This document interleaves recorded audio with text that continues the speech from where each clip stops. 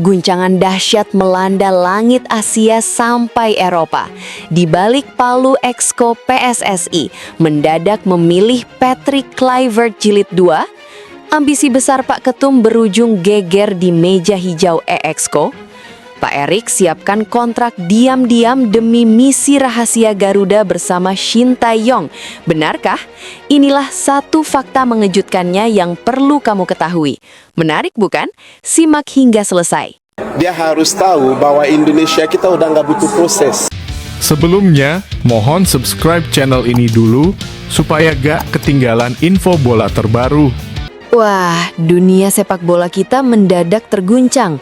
Di saat publik masih terngiang-ngiang dengan nyanyian dukungan untuk Shin Tae-yong atau STY, sebuah kabar mengejutkan meledak dari balik pintu rapat Komite Eksekutif PSSI pada Kamis malam, 18 Desember 2025. Tanpa ada angin atau hujan yang jelas, muncul satu nama yang disebut-sebut sudah sah secara lisan untuk menahkodai timnas Indonesia, John Herdman. Pelatih asal Inggris yang pernah membawa Kanada terbang ke Piala Dunia ini, kabarnya sukses menyingkirkan kandidat kuat lainnya, Giovanni Van Bronckhorst. Bayangkan, dalam 2 rapat maraton di Rabu dan Kamis malam, keputusan besar ini diambil. Sumarji, kepala badan tim nasional, memang masih irit bicara dan melempar bola panas pengumuman resmi ke tangan Ketua Umum PSSI yang sedang sibuk ngurusin emas SEA Games. Namun, bocoran dari orang dalam sudah sangat kencang. John Herdman adalah orangnya. Tapi pertanyaannya, apakah dia solusi atau justru awal dari masalah baru? Patrick Kluivert Jilid 2 kah? Mari kita jujur aja deh, siapapun yang duduk di kursi pelatih timnas Indonesia saat ini akan selalu dibanding-bandingkan dengan satu sosok, Shin Tae-yong. STY bukan sekedar pelatih, dia adalah arsitek yang merombak mental tempe menjadi mental baja. Dia yang membangun fondasi, dia yang berani memotong satu generasi demi masa depan, dan dia yang membuat Asia gemetar melihat Garuda. Banyak supporter yang masih belum bisa move on. Kenapa? Karena STY dianggap selesai bukan karena gagal di lapangan, malah saat itu trennya sedang naik usai mengalahkan Arab Saudi. Tapi karena isu internal ruang ganti yang dianggap banyak pihak hanya bumbu politik federasi.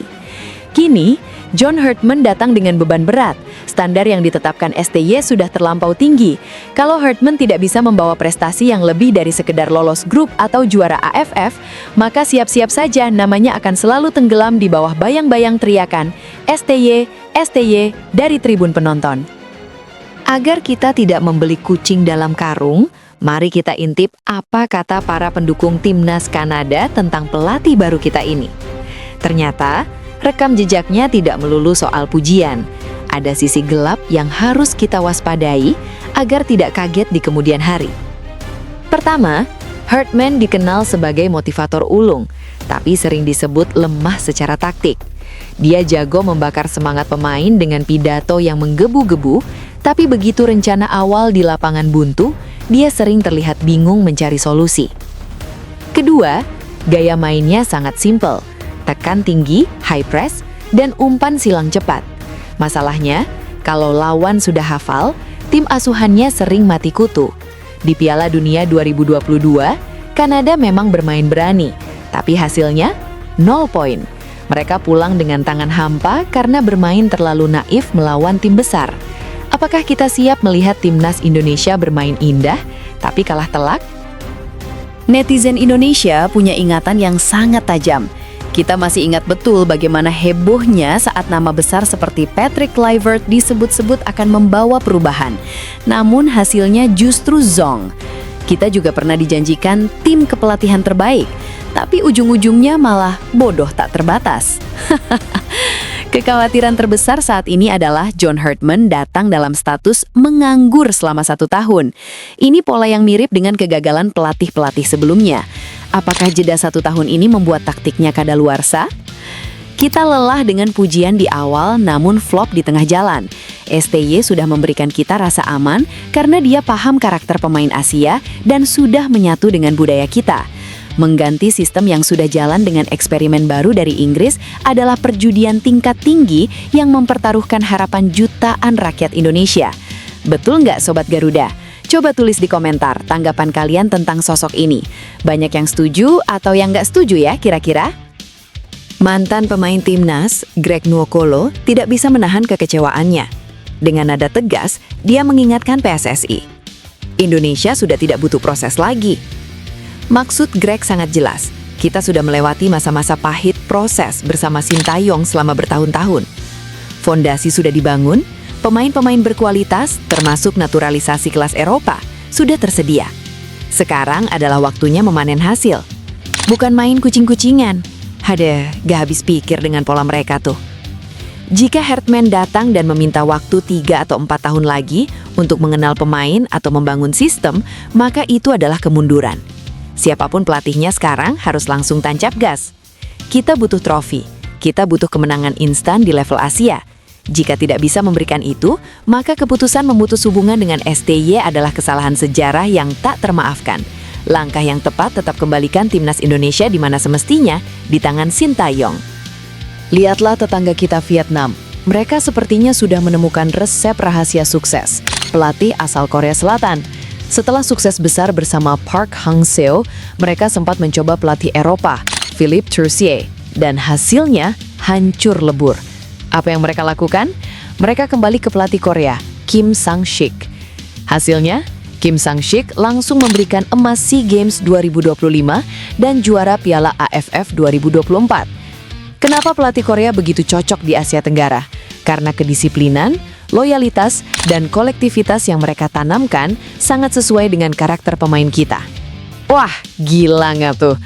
Di Indonesia, Sintayong sudah membuktikan hal itu. Bahkan pelatih sekelas Park Hang-seo pun mengakui kehebatan STY. Jika Vietnam saja berani mengakui bahwa pelatih Korea adalah kunci, kenapa kita justru ingin membuang mutiara yang sudah kita miliki dan mencoba peruntungan dengan gaya Eropa yang belum tentu cocok? Tahu sendiri kan kualitas ketua umum PSSI kita yang sangat kita banggakan dengan segudang prestasi emasnya di SEA Games Thailand. Di tengah carut-marut penunjukan pelatih baru ini, terselip sebuah harapan dan doa dari para supporter yang sudah mulai lelah dengan drama non-teknis. Ada sebuah sentimen di kalangan netizen bahwa sepak bola kita baru akan benar-benar bersih dan objektif pada tahun 2027, saat dinamika kepengurusan mencapai titik barunya. Hingga saat itu tiba, supporter dipaksa untuk terus bersabar melihat eksperimen demi eksperimen yang dilakukan federasi. Fenomena rangkap jabatan juga menjadi sorotan tajam. Bagaimana mungkin evaluasi bisa berjalan objektif jika yang mengevaluasi dan yang dievaluasi berada dalam lingkaran yang sama? Ini yang membuat keputusan memilih John Herdman terasa sangat politis di mata publik. Kita seolah sedang menonton sebuah film yang skenarionya sudah ditebak, di mana proses yang sudah bagus dipotong di tengah jalan hanya demi panggung baru bagi figur lain. Namun, di atas semua polemik itu, pengaruh Sintayong telah menjadi standar moral baru bagi sepak bola Indonesia. STY telah membuktikan bahwa orang Indonesia bisa bersaing di level tertinggi jika ditangani dengan benar. Jika John Herdman gagal melampaui capaian STY dalam 1 tahun pertamanya, maka PSSI harus siap menghadapi gelombang protes yang jauh lebih besar. Karena bagi rakyat Indonesia, timnas bukan sekedar main bola. Ini adalah soal harga diri bangsa yang tidak boleh dijadikan bahan percobaan terus-menerus. Kita tetap mengawal Garuda, sambil tetap menyimpan nama STY di hati sebagai pengingat bahwa kita pernah berada di jalur yang benar.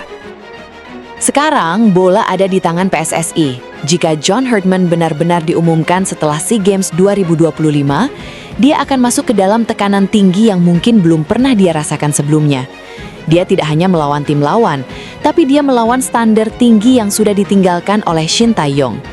Harapan supporter sederhana, jangan biarkan intrik politik menghancurkan prestasi. Kita tidak peduli siapa yang paling berkuasa di federasi, kita hanya ingin melihat Garuda terbang tinggi. Kepada Coach Sintayong, terima kasih telah memberikan standar setinggi langit.